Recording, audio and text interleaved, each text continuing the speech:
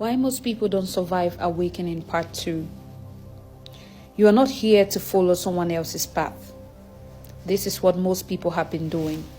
You have been looking at other people's lives and copying. Awakening is not about reaching a fixed end point. It's about becoming radically honest, deeply present, and fully alive. You're here to walk your own path. Even if no one understands it, even if you don't understand it yourself. Your mind will turn against you. Know that. The mind can be a powerful obstacle. The mind can be a powerful obstacle to spiritual awakening, reaching like a cornered animal when faced with the collapse of its old identity. Doubt, fear, and shame may arise as you peel back the layers of your conditioned self and step towards the truth. These voices are not new, but awakening removes the distractions that kept them hidden, making them feel unbearable. The paradox is that this chaos is not a sign of failure, it's a sign of progress. And these voices are rising because you are disturbed and you have disturbed them. I hope that you understand what you're hearing. There's need for confronting the mind. You must sit in the fire, listen without believing, observe without attaching, and feel without fleeing. The mind begins to quiet not because it has been conquered, but because it has been seen with compassion. That's where the shift begins, not by silencing the mind, but by no longer being ruled by it. The mind is always a child. It keeps going back to its old habit. But you've got to get the discipline needed because you know you are for a higher cause.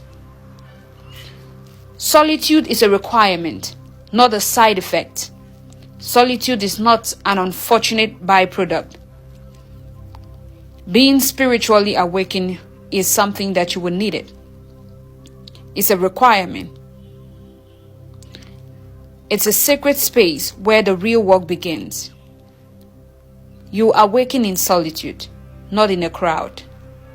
Because awakening demands a level of intimacy with yourself that cannot happen when you are surrounded by noise, distractions, and expectations. Most people awaken to their higher selves when they are alone. They awaken when they are isolated. So do not groan, do not moan, do not complain about the days that you're isolated. Those are the days you can take to do an inner self-reflection, or you go on complaining and miss the awakening. The power of solitude. Solitude becomes a mirror that doesn't lie, reflecting your shadows and your light, showing you where you're still performing and where you're finally beginning to live honestly. You'll discover that your connections to yourself is very important. You'll discover that your connection to yourself, to the divine, to the infinite, doesn't require an audience. It requires a willingness to be with what is. And know something, you must unlearn everything. This is where most people get stuck. They don't want to unlearn. They don't want to move forward. They don't want to accept the change. Spiritual awakening is not an accumulation of knowledge. It's a dismantling, a shedding, and a radical unlearning of everything you know or you thought you knew. You must question everything. Yes, you will get to this point. Even the things that once gave you comfort and identity. And let go of labels, doctrines, achievements, and social roles. This may be hard for you. Know that the ego will panic. But what's being lost are illusions and the emptiness that remains in the beginning of truth. You may feel empty, but this is just the beginning of how full and how well your life is going to get. You'll go through the process of unlearning. Know that awakening is a slow, often painful peeling away process.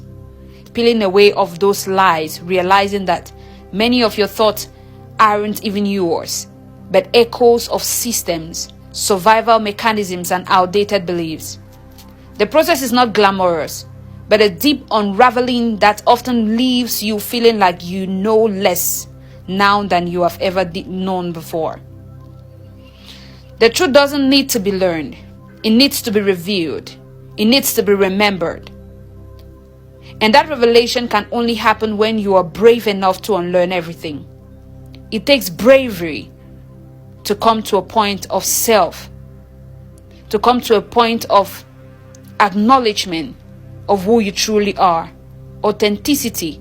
It takes bravery to be authentic. It takes bravery to discover who you are and live by it.